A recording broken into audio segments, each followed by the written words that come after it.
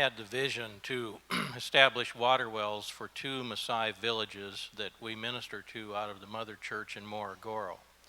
So when I landed on the ground in Tanzania, the water service company had already successfully drilled the first well in Mangai.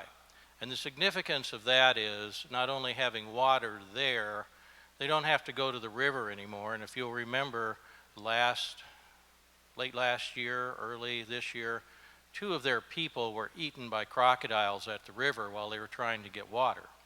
And the government spokesman said, that's not going to happen again. And you can imagine how happy they were.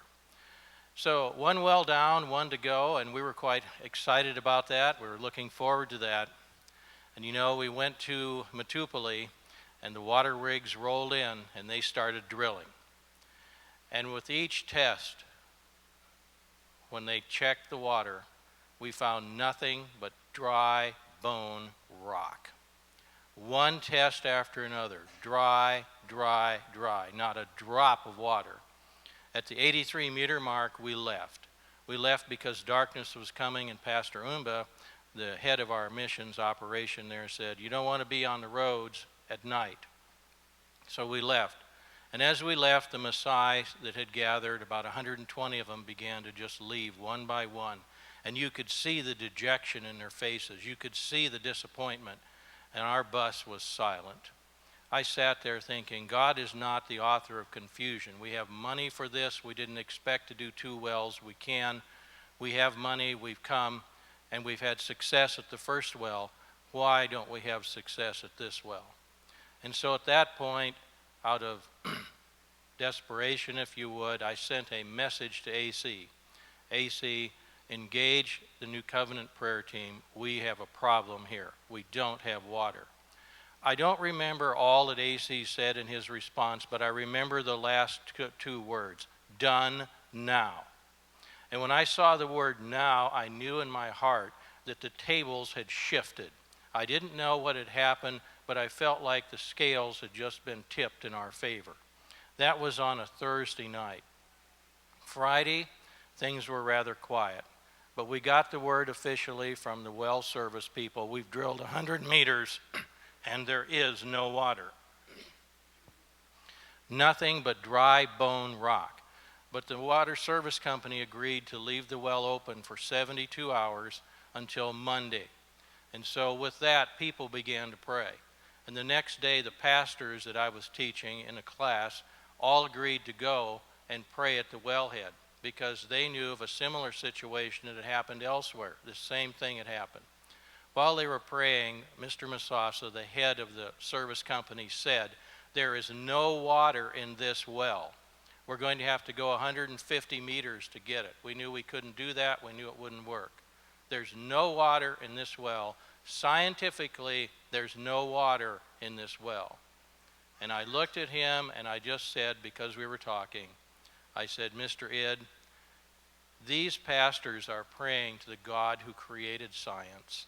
And if he so chooses, he can set aside the rules of science and put water in this well. And Mr. Id just looked at me. He didn't say any more. Well, we left the well site that morning and went back. That's when God began to operate. The district superintendent said, I've had a dream. And in this dream, 2 Maasai warriors came to her one at a time, and they contended with her about drilling on that land. Do not drill here. There's no water here. Come on over to our land. We'll show you where water is. She said, I said no. With God's help, she prevailed in the dream. At that point, when she was saying it, a man standing with me who does the interpretation for me said, that is the exact message I was given by a Maasai woman while we were drilling at the well. Do not drill here. There's no water. Come to my land. Leave. There's no water. Then the ladies' prayer group at Morogoro reported independently, there is a force blocking the release of the water. That was the message they got from God as they prayed. So we rolled along till Monday morning. On Monday morning, the pastor of that village reported to Pastor Umba, who's our head man in that area, there's water in the well at Matupali. So we sent the engineer out, and when we arrived on the scene, he reported there's water at the 29-meter mark extending through the 100-meter mark. And then we did the tests as he told us how to do them to verify what he said.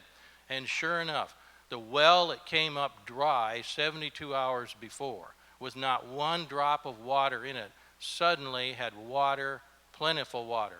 We back tested that well, we flushed that well, and water blew up close to 100 yards into the air. That is God in operation. And the Messiah stood there, and before I left, I said, you make sure you tell this to your children and your grandchildren. God and God alone brought this well. And they broke into praise and song. You could see it in their hearts and their eyes. Those people know God, and they knew that when our efforts failed, God took over, and he produced water for his glory. That's what's going on at Matupali.